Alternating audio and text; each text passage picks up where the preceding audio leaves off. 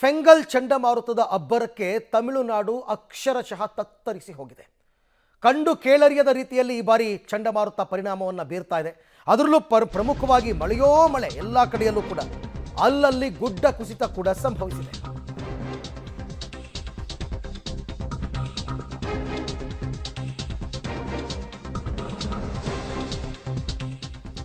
ನೋಡಿ, ತಿರುವಣ್ಣಾಮಲೈನಲ್ಲಿ ಗುಡ್ಡ ಕುಸಿತವಾಗಿ 7 ಜನ ಮೃತಪಟ್ಟಿದ್ದಾರೆ. ಒಂದೇ ಮನೆಯವರು. ಮನೆಗಳ ಮೇಲೆ ಬೃಹತ್ ಗಾತ್ರದ ಬಂಡೆ ಒಂದು ಉರುಳು ಬಿದ್ದುಬಿಟ್ಟಿದೆ. ಈ ವೇಳೆ ಮಕ್ಕಳು ಸೇರಿ 7 ಜನ ನಾಪತ್ತೆಯಾಗಿದ್ದಾರೆ. ಇಲ್ಲಿ ನೋಡ್ತಾ ಇದ್ದೀರಲ್ಲ, ಇದೇ ಗುಡ್ಡ ಕುಸಿತ. ಭಾರೀ ಗಾತ್ರದ ಬಂಡೆ ಮನೆ ಮೇಲೆ ಬಂದು ಬಿದ್ದುಬಿಡ್ತಂತೆ. ಸೇಮ್ ನೀವು ಕೇರಳದ ವಯನಾಡಲ್ಲಾಗಿತ್ತಲ್ಲ, ಆ ರೀತಿ ಘಟನೆ ಇಲ್ಲಿ ನಡೆದಿರೋದು. ಆಮೇಲೆ NDRF ಅವರು ನಿರಂತರ ಶೋಧ ಕಾರ್ಯವನ್ನು ಕೈಗೊಂಡರು. ಆ ಗುಡ್ಡ ಕುಸಿತವಾಗಿರೋದನ್ನೆಲ್ಲ ತೆಗೆದ್ರು. ಇಲ್ಲಿ ನಮ್ಮ ಇದರಲ್ಲೂ ಆಗಿತ್ತಲ್ಲ ಅದೇ ರೀತಿ, ಕಾರವಾರದಲ್ಲಿ ಶಿರೂರು ಹತ್ತಿರ ಅದೇ ರೀತಿ. ಆಮೇಲೆ ಒಂದೊಂದಾಗೆ ಶವಗಳು ಪತ್ತೆಯಾಗೋದಕ್ಕೆ ಶುರುವಾಯಿತು. ಒಟ್ಟು ಇಲ್ಲಿ ತನಕ ಏನೋ ಒಂದು 4 ಶವ ಸಿಕ್ಕಿದೆ, ಇನ್ನೂ 3 ಶವ ಸಿಕ್ಕಿಲ್ಲ ಅನ್ನೋ ಮಾಹಿತಿ ಇದೆ. ಇದನ್ನು ತಮಿಳುನಾಡಿನ ಉಪಮುಖ್ಯಮಂತ್ರಿ ಉದಯನಿಧಿ ಸ್ಟಾಲಿನ್ ಅವರು ಕೂಡ ಕನ್ಫರ್ಮ್ ಮಾಡಿದ್ದಾರೆ, ಹೌದು ಈ ರೀತಿ ಆಗಿದೆ ಅಂತ.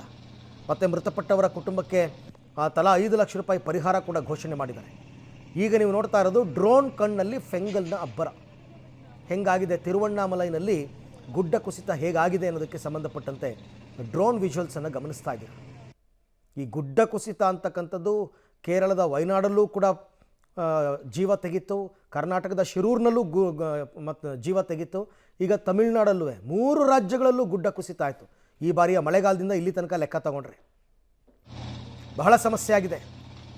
ಹಾಗೆ ನೋಡೋಕೆ ಹೋದರೆ ಮಳೆಗಾಲ ಮುಗಿದೋಯ್ತು, ಆಮೇಲೆ ಆಗಿರೋಂತಹ ಗುಡ್ಡ ಕುಸಿತ, ಚಂಡಮಾರುತದ ಅಬ್ಬರದಿಂದ ಆಗಿರ್ತಕ್ಕಂಥ ಗುಡ್ಡ ಕುಸಿತ. ಮಳೆ ಮಳೆ ಮಳೆ ಆ ಪರಿಪ್ರಮಾಣದ ಮಳೆ ಬಂದರೆ ಗುಡ್ಡ ಕುಸಿದ ಇನ್ನೇನಾಗುತ್ತೆ ಪಾಪ. ಹಾಗಾಗಿ ಮೊದಲೇ ಮಳೆಗಾಲದಲ್ಲೆಲ್ಲ ಚೆನ್ನಾಗಿ ಗುಡ್ಡ ನೆಂದಿತ್ತು, ನೀರನ್ನು ಹೀರ್ಕೊಂಡಿತ್ತು. ಇನ್ನೊಂದು ಸುತ್ತಿನ ಮಳೆಗೆ ಗುಡ್ಡ ಕುಸಿತವಾಗಿದೆ. ಇದು ನೋಡ್ತಾ ಇದ್ರೆ ನಿಮಗೆ ವಯನಾಡು ಜ್ಞಾಪಕ ಬರುತ್ತೆ. ವಯನಾಡಲ್ಲೂ ಹೀಗೆ ಆಗಿತ್ತು, ಆಮೇಲೆ ಶಿರೂರಿನಲ್ಲೂ ಹೀಗೆ ಆಗಿತ್ತು ಹೆಚ್ಚು ಕಡಿಮೆ.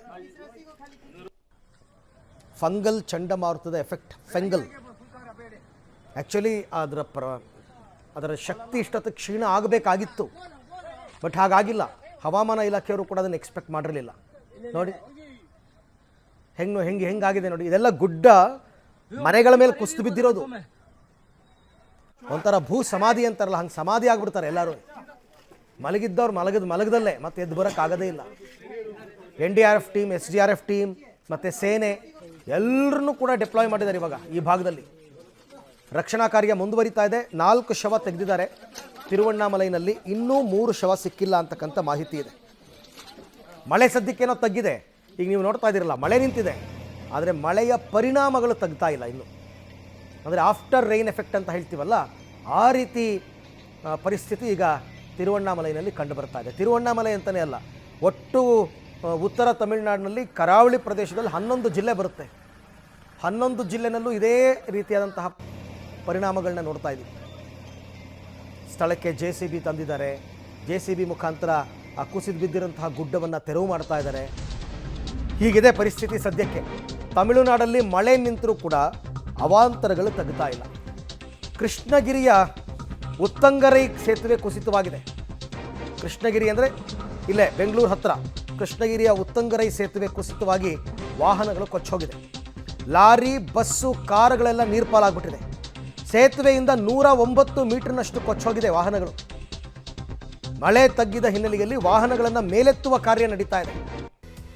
ಎಲ್ಲಿ ಅಂತಂದರೆ ಇದು ಕೃಷ್ಣಗಿರಿ ಜಿಲ್ಲೆ, ಉತ್ತಂಗರೈ ಅಂತಕ್ಕಂಥ ಪ್ರದೇಶ. ನೋಡಿ, ಇಲ್ಲಿ ನಾವು ನಿನ್ನೆ ಇದನ್ನು ತೋರಿಸಿದ್ವಿ ನಿಮಗೆ.